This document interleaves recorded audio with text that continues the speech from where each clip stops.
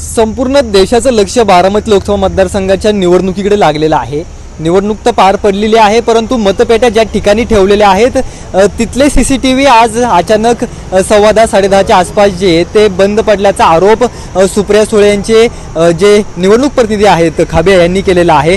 नेमका काय आरोप आहे तुमचा? ते सीसीटीव्ही फुटेज बंद झालं असं आपलं म्हणणं आहे। दोन गोष्टी त्याच्यामध्ये प्रामुख्याने मी सांगू इच्छितो की 45 मिनिटं जवळपास हे सीसीटीव्ही फुटेज बंद होतं, म्हणजे स्क्रीन तर बंदच होतं। हे म्हणतात की इथं जे आता पोलीस बिचारे ड्युटीला आहेत ते म्हणतात चालू होतं, पण वास्तविकता ज्याला कोणाला हे कॉन्ट्रॅक्ट दिलेलं आहे त्याचा टेक्निशियन इथं नाही, त्याचा माणूस इथं नाही, सीसीटीव्ही फुटेज चालू आहे का नाही बघणारी जी यंत्रणा आहे तीच इथं नाही ना। आता आमचे प्रतिनिधी होते म्हणून तरी आम्हाला कळलं की सीसीटीव्ही फुटेज बंद आहे। आता आम्हाला कळलंच नसतं सीसीटीव्ही फुटेज बंद आहे। 3 लेअर सिक्युरिटी आहे, CRPF आहे, SRP आहे आणि नंतर पोलीस आहेत। पहिले पोलीस, मग SRP, मग CRPF। आता CCTV फुटेज आत्ता सुरू झाल्यानंतर दिसतंय की गोडाऊन आहेत, सील आहेत, सगळं आहे, पण हे 45 मिनटं का बंद होतं? ह्याच्या पाठीमागची कारणं काय, कशामुळे बंद झालं, हे कॉन्ट्रॅक्ट कोणाला दिलं आहे, तो माणूस कोण आहे, ती कंपनी कोण आहे, त्याच्या पाठीमागचे टर्म्स कंडिशन काय आहेत, ह्यासुद्धा सगळं कळणं गरजेचं आहे। लोकांसमोर आलं पाहिजे की हा ज्या माणसाला हे कॉन्ट्रॅक्ट दिलं आहे CCTV फुटेजचं, आम्हाला असं समजतं की 2-2 लोकांना विभागून कॉन्ट्रॅक्ट दिलं आहे। मग 2 लोकांना विभागून कॉन्ट्रॅक्ट द्यायची गरज काय?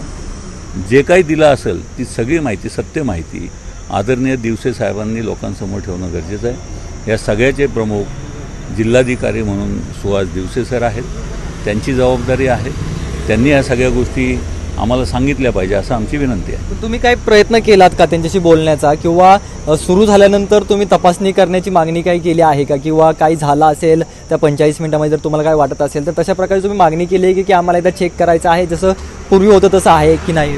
आम्ही आत्ता आत गेलो होतो, पोलिसांना विनंती केली की मी उमेदवार प्रतिनिधी मला गोडाऊनपर्यंत जाऊ द्या, तर त्यांनी सांगितलं तुम्ही RO मॅडमची परवानगी आणा। वास्तविकता त्यांचंही बरोबर आहे, त्यांना ज्या सूचना आहेत ते करणार, पण इथं वास्तविक पाहता कोणीतरी एक प्रतिनिधी ROचा आत्ता पाहिजे होता की ज्यांनी आमची खात्री करून दिली पाहिजे होती की सगळं व्यवस्थित आहे, नाही आहे।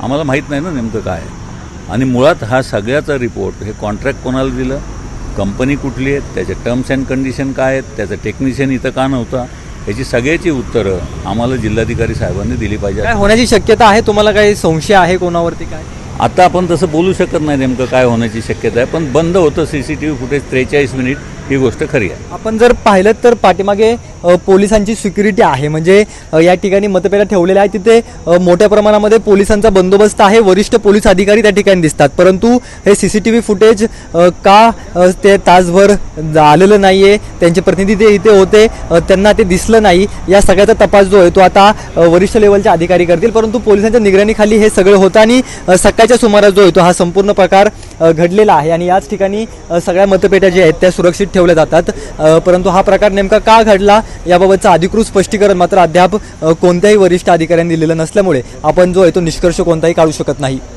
रोहन कदम, जय महाराष्ट्र न्यूज, पुणे।